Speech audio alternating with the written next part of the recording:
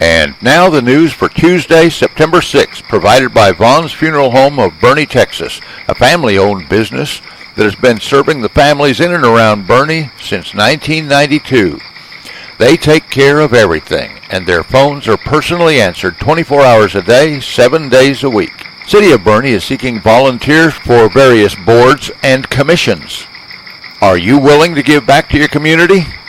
The city needs adult volunteers to serve on city council-appointed boards and commissions. An application and more details can be found on the Boards and Commissions page of the city's website.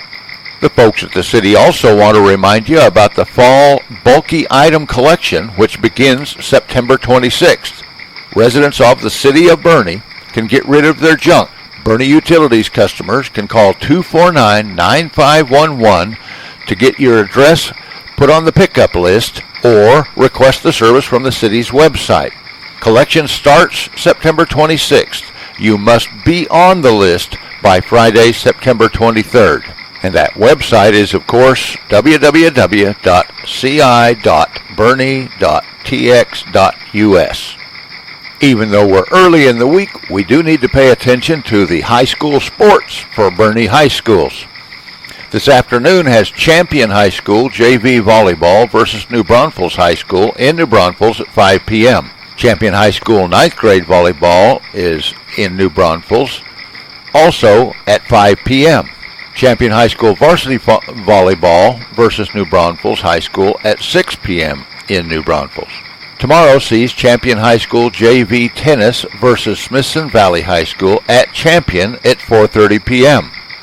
You can find the entire schedule on the Boerne ISD website at www.boerne-isd.net and click on the Athletics tab.